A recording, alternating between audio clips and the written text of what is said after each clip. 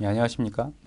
이번 시간은 제 1장 그 통계학의 이제 개념하고 그 2장의 그 모집단하고 이제 표본에 대한 내용을 이제 살펴보려고 합니다.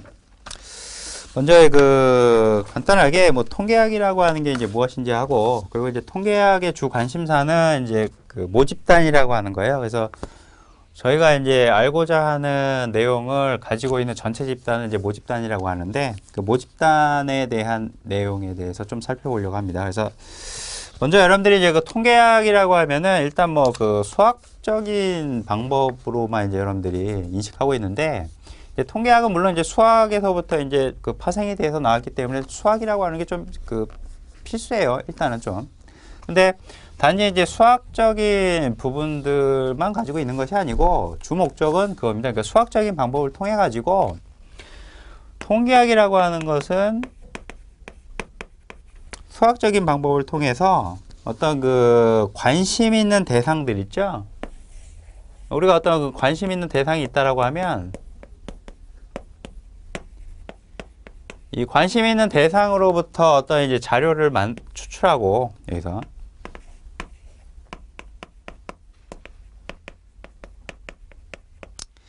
이 자료를 추출해 가지고 요 자료를 기반으로 해서 이제 정리, 요약 한 다음에 요 정리 요약한 자료를 이용해서 정보를 추출하는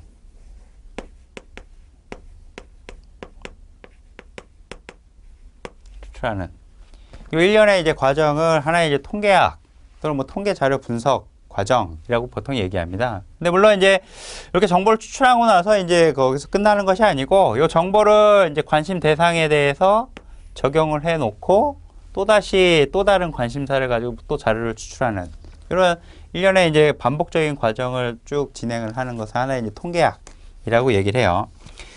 여기서 이제 그 보통 이제 통계 처리를 하기 위해서 이제 자료를 추출하게 되는데, 이제 통계학에서 이제 자료라고 하는 것은 이제 관심 대상의 그 속성들 있죠. 관심 대상에 대한 어떤 속성, 그 속성을 이제 수량화한 값,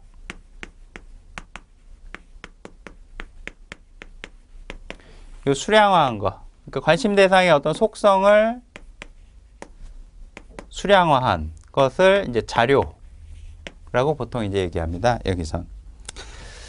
그래서 이런 이제 수량화된 자료를 이용해서 정리 요약하고 거기다 정보를 추출하는 이런 이제 과정이 이제 통계학이라고 하는 것이고, 이런 통계학은 크게 이제 그 기술 통계학이라고 하는 것하고 추론 통계학 이라고 하는 요 두 가지로 이제 나뉘게 돼요. 근데 보통 이제 기술 통계학은 수집된 자료들 있죠. 그 자료들을 단지 이제 표나 뭐 그림 또는 뭐 어떤 일정한 어떤 수치 등을 사용해서 요약하는, 요약 정리하는 이런 이제 통계학은 일반적인 이제 기술 통계학이라고 이제 얘기를 하고, 추론 통계학은 이제 또 그 보통 이제 어떤 그 관심 대상이 되는 전체 집단 있죠. 그래서 관심 대상의 특성, 요 특성을 추론하는 통계학이 바로 추론 통계학이에요. 근데 추론 통계학은 크게 나누면은 또 이게 그 추정이라고 하는 것하고 이제 검정이라고 하는 요 두 가지로 나뉠 수가 있습니다. 그래서 관심 대상에 대한 특성 값을 이제 추정을 하거나 검정을 하는 이런 이제 방법이 이제 추론 통계학이라고 하고, 또 추정은 뭐 또 나눠보면은 이제 점 추정이라고 하는 것하고 구간 추정이라고 하는 것으로 나눌 수가 있어요. 이렇게. 그래서 관심 대상의 특성을 이제 하나의 어떤 값으로 추정을 해보는 것도 있고, 아니면 일정 범위를 가지고 추정하는 방법이 이제 구간 추정. 이렇게 이제 나뉘게 돼요. 그래서 과거에는 보통 이제 사용되는 것들이 이제 그 기술 통계학, 요게 이제 주로 많이 사용이 됐어요. 과거에. 보통 이제 우리나라도 뭐 고려시대나 뭐 조선시대나 다들 이제 뭐 세금을 걷는다든가 이걸 편하게 하기 위해서 뭐 가구 수를 조사한다든가 또는 뭐 그 20세 이상 성인을 뭐 등록을 시킨다든가 이런 식으로 어떤 그 전체 집단을 등록을 시켜 놓고 그 수를 이제 각각 카운트해 놓은 것들 뭐 사망자 수가 몇 명인지 또는 뭐 20세 이상 성인 남자가 이제 몇 명인지 또는 뭐 서울 지역의 가구 수가 몇 명인지 이런 식의 이제 단순한 어떤 그 요약 정리되어 있는 그런 이제 그 통계량을 쓴 게 이제 기술 통계학.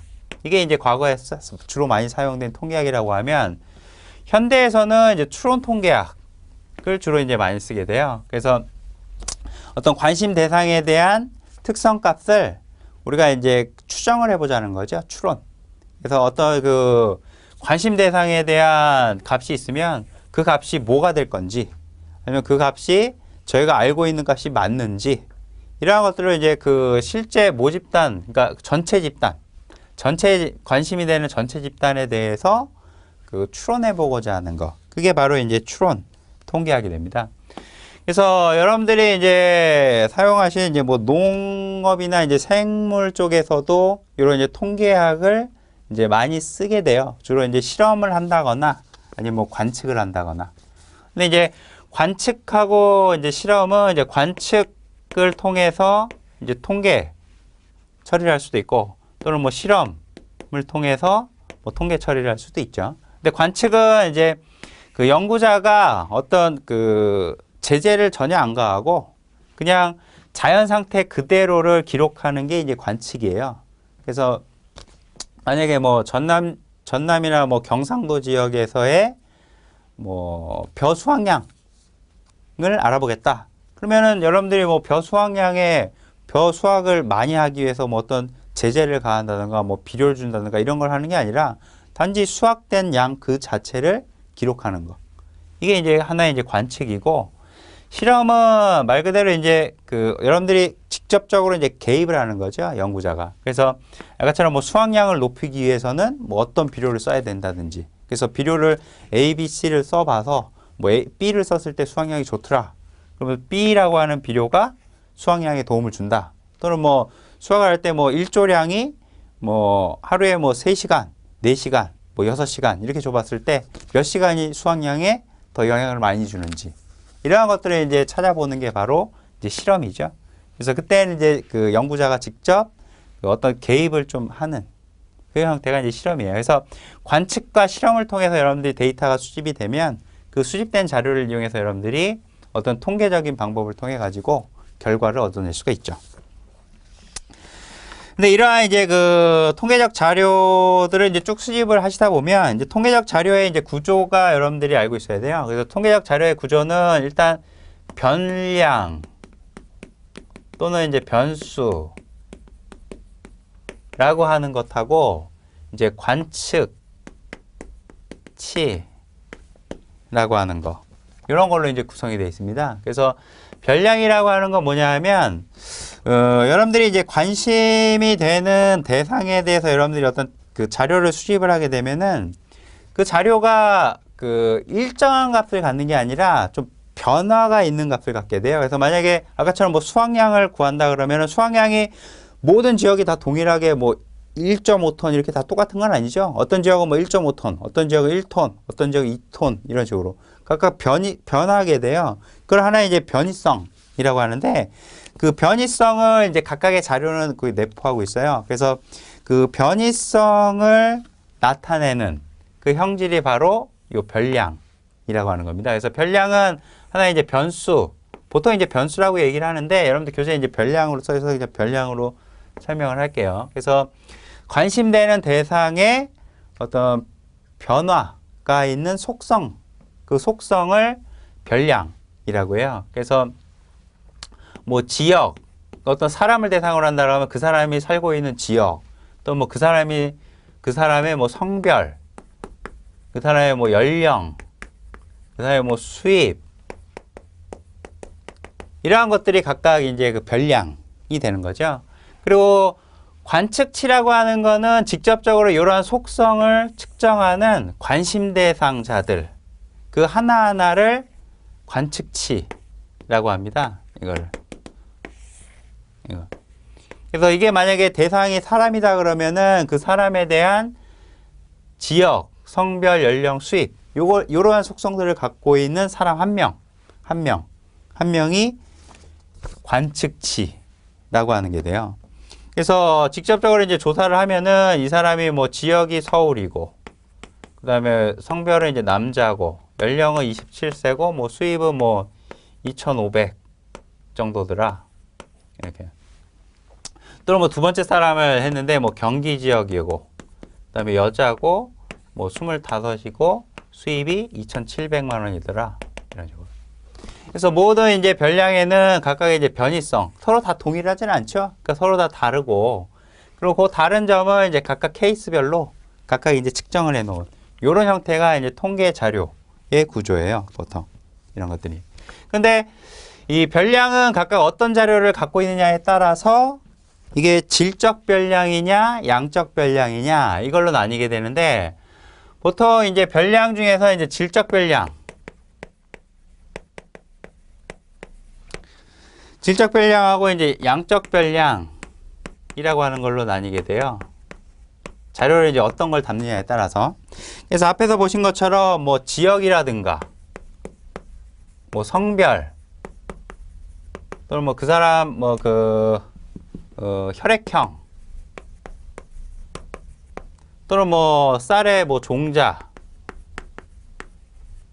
또는 뭐 사과의 뭐 종자, 이런 식으로 어떤 대상을 단지 구별하기 위한, 이렇게 단지 구별하기 위한 자료다.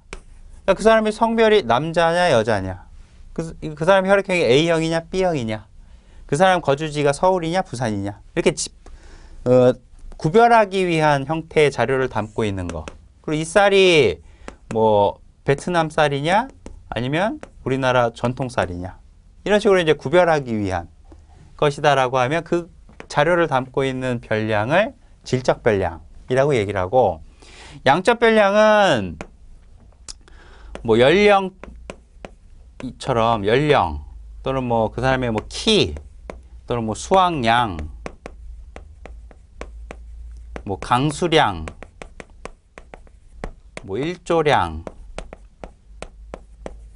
같이 어떤 수치인데 양적인 의미를 갖는 수치들 있죠. 그리고 양적인 의미를 갖는 수치를 갖는 그 별량을 양적 별량이라고 보통 이제 얘기합니다. 이걸. 근데 양적 별량에는 뭐 특별히 뭐 이사 불연속 별량하고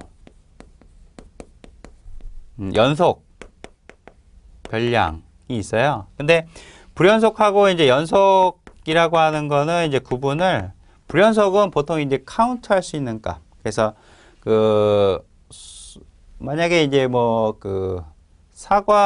불량 사과의 수 이런 식으로 가면은 뭐 불량 사과가 0개, 1개, 2개, 3개 이런 식으로 제가 여기 나온 값을 하나, 둘, 셋, 넷 이렇게 각각 자연수로 대응시켜 가지고 카운트할 수 있는 거, 이런 거 이제 불연속 별량이라고 합니다. 이걸. 그래서 이렇게 이제 카운트할 수 있는 값을 이제 불연속 별량이라고 하고, 연속 별량은 일정 범위 내의 모든 값을 취할 수 있는 거. 그래서 만약에 수확량이다 그러면 수확량은 0에서부터 뭐 무한대까지 이렇게 돼 있죠. 그래서 수확량은 0보다 큰 값, 이렇게. 그래서 0보다 큰 모든 실수, 이런 식으로 이 어떤 별량이 취할 수 있는 값이 어떤 범위 내의 모든 실수 값으로 정의됐다 그러면 연속 별량이라고 얘기를 해요. 그래서 불연속 별량하고 이제 연속 별량, 이렇게 이제 두 가지로 나뉘는 경우도 있어요.